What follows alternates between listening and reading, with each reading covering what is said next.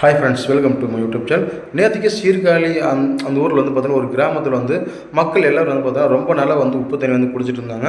So அங்கே இருக்கிற மக்கள் எல்லாம் வந்து பார்த்தீங்கன்னா எவ்வளோ வந்து முயற்சி எடுத்து இந்த மாதிரி வந்து பார்த்தீங்கன்னா உப்பு தண்ணி எங்களுக்கு வந்துட்டுருக்கு, வந்து குடிக்க முடியல, ரொம்ப கஷ்டமாக இருக்குது அப்படின்னு சொல்லி எவ்வளோ வந்து பார்த்தீங்கன்னா மனு கொடுத்துருக்காங்க, நேரடியாக போய் விசாரித்து பேசியிருக்காங்க. பட் எந்த ஒரு ரெஸ்பான்ஸும் வந்து பார்த்தீங்கன்னா அவங்களுக்கு வந்து கிடைக்கல.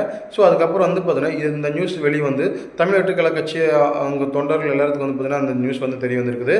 உடனே வந்து அந்த ஒரு செயலாளர் கோபிநாத் அவர்கள் வந்து பார்த்தீங்கன்னா நேரடியாக அங்கே சந்தித்து அந்த மக்கள்கிட்ட என்ன பிரச்சனைன்னு சொல்லி விசாரிச்சுட்டு அதுக்கப்புறம் வந்து பார்த்தீங்கன்னா அவங்க எல்லாம் ஒன்று சேர்ந்து வந்து பார்த்தீங்கன்னா ஒரு ஆர்ப்பாட்டம் வந்து பார்த்தீங்கன்னா பண்ணியிருக்காங்க. பட் அந்த ஆர்ப்பாட்டத்தில் வந்து பார்த்தீங்கன்னா மக்கள் எல்லோரும் நிறைய பேர் வந்து பார்த்தீங்கன்னா கலந்துருந்தாங்க.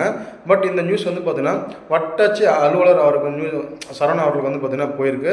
உடனே அவர்கள் வந்து பார்த்தீங்கன்னா அந்த மக்கள் சந்திக்கிறதுக்காக வந்து நேரடியாக வந்திருக்காங்க.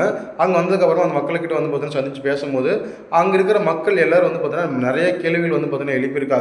பட் அவரால் வந்து பார்த்தீங்கன்னா சரி சீக்கிரமாக இது வந்து நான் நல்ல தண்ணி உங்களுக்கு கொடுக்க முயற்சி பண்ணுறேன், சீக்கிரமாக பண்ணிடுறேன் அப்படின்னு சொல்லி வந்து பார்த்தீங்கன்னா அவர் வந்து மக்கள்கிட்ட சொல்லியிருக்காரு.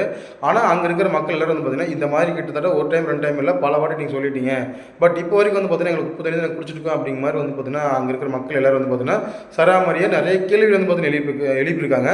பட் இந்த கேள்விகளுக்கெல்லாம் பதில் சொல்ல முடியாமல் அவர் என்ன பண்ணியிருக்காருன்னா திடீர்னு நெஞ்சு வலிக்குது அப்படின்னு சொல்லி வந்து பார்த்தீங்கன்னா மயங்கிற மாதிரி வந்து நெஞ்சு பிடிச்சி வந்து படுத்துட்டாரு.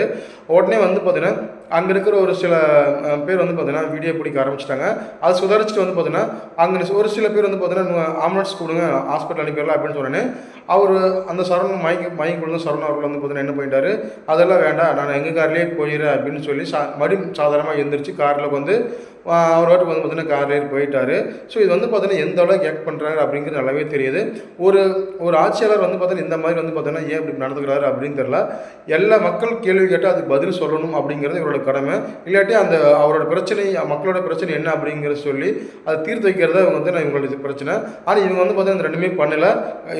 அதுக்கு மேலே வந்து பார்த்தீங்கன்னா நெஞ்சு வலிக்குன்னு சொல்லி மயங்கி கொடுக்குற மாதிரி விழுந்து திடீர்னு வந்து பார்த்தீங்கன்னா ஒன்றும் தெரியாத மாதிரி கார் ஏறி போயிட்டார். பட் ஆனால் அங்கே இருக்கிற தமிழக கட்சி தொண்டர்கள் எல்லாரும் வந்து பார்த்தீங்கன்னா ஏகப்பட்ட கேள்வியில் சராமரி கேள்வி எழுப்பி, பட் எந்த ஒரு கேள்விக்கும் பதில் சொல்ல முடியும் வந்து பார்த்தீங்கன்னா இந்த மாதிரி ஒரு வேலையை பார்த்துட்டு அவர் வந்து பார்த்தீங்கன்னா கார் ஏறி கிளம்பிட்டாரு. ஸோ இதை பற்றி உங்கள் ஒப்பீனியன் நீங்கள் கீழே கமெண்ட் பண்ணுங்கள். உங்களுக்கு இந்த வீடியோ பிடிச்ச லைக் பண்ணுங்கள், ஷேர் பண்ணுங்கள், சப்ஸ்கிரைப் பண்ணுங்கள்.